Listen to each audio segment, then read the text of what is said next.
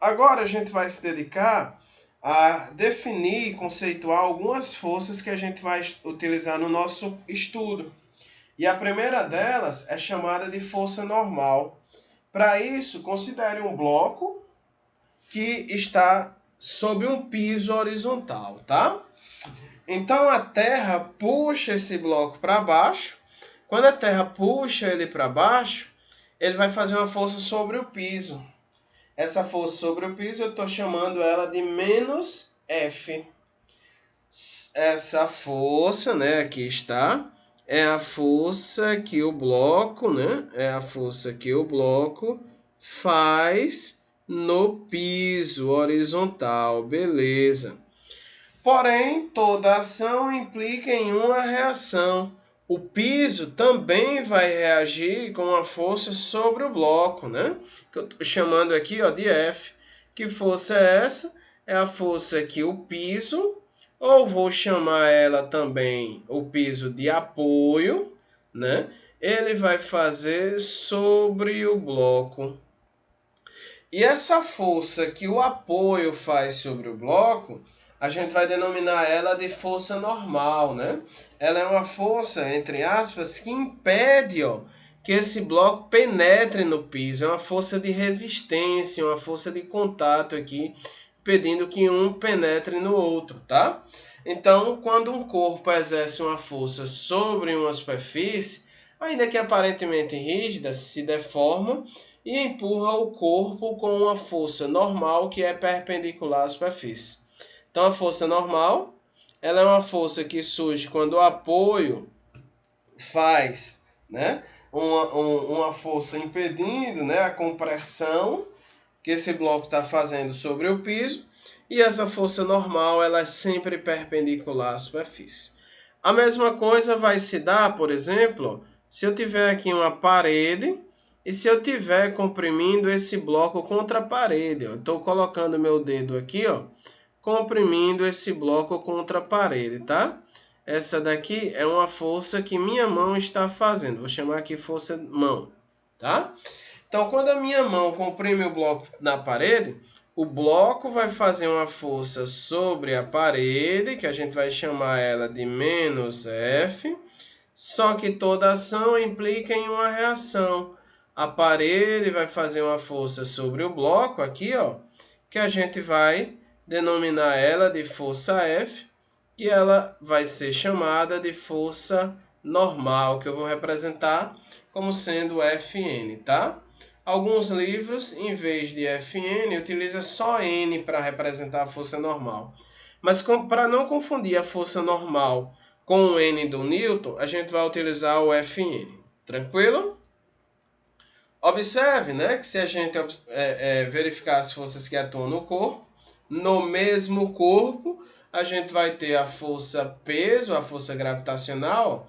Essa força gravitacional é a Terra que faz sobre o bloco, aqui está, ó, tá? E a força normal é a força que a mesa ou o apoio faz sobre o bloco, né? É a reação do apoio. Mas essas duas forças, força normal e força peso, elas não constituem um par de ação e reação. Por que elas não constituem um par de ação e reação? Porque ação e reação atuam em corpos diferentes. Ó. E essas duas forças, força normal e força peso, estão atuando no mesmo bloco. É por isso que uma consegue equilibrar a outra, porque elas estão atuando no mesmo bloco. Mas a força peso, a força normal não é reação da força peso, porque elas atuam no mesmo bloco, tá? A reação da força normal é a força de que o bloco comprime o apoio, no caso a parede. Outro exemplo de força é a força de tração. A força de tração, ela surge sempre que tivermos forças transmitidas utilizando fios ou cordas inextensíveis, que elas não conseguem se esticar. Geralmente a gente considera esses fios sem massa, tá? Ou massa desprezível. E a força de tração, assim como a gente viu a força normal, a gente não tem uma fórmula para calcular ela. Para a gente poder calcular essas duas forças, a força normal e a força de tração, a gente tem que representar todas as forças que atuam no corpo e aplicar as leis de Newton para fazer, né, a determinação do módulo dessas forças. Porém, a gente vai fazer exemplos para determinar esse valor, né, da força normal e da força de tração, mas por enquanto vamos definir o sentido e a direção da força de tração. Então, como você observa aí nessa parte amarela, a força de tração atua sempre na mesma direção do fio e no sentido de puxar o corpo. Então, observe que esse cidadão está puxando a corda para a direita e a corda vai puxar esse bloco também para a direita. Então, nesse caso, a força de tração tem a mesma direção do fio e para a direita, porque a corda está puxando o bloco para a direita. A mesma coisa se dá aqui, ó. Esse cidadão está puxando o carro na diagonal. Então, a força de tração, a corda está puxando o carro na diagonal, então vai ser esse sentido da força de tração.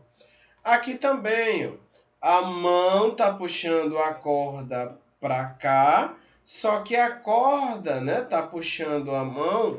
Deixa eu colocar aqui, ó. A mão puxa a corda para cá, ó. Esse daqui é a mão, né? A mão. Deixa eu controlar aqui, né, minha mão. A mão puxa a corda para a direita, só que a corda puxa a mão para a esquerda. Aqui está a representação da força de tração. E a corda, nesse caso, está sendo puxada pela mão para a direita, que vai puxar o bloco, né, para a direita. Então, a corda, ó, puxa o bloco para a direita, né? A corda puxa o bloco para a direita. Então, a força de tração aqui vai estar na mão e no bloco, tá? Aqui do mesmo jeito, a mão puxa esse conjunto para baixo, né? E a força de tração vai puxar a mão para cima, né? A corda vai puxar a mão para cima. Aqui também, ó, a corda tá puxando o bloco para cá, então a força de tração também será para cá.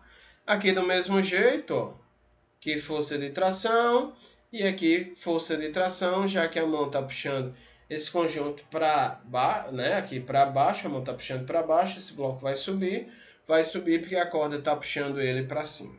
Legal?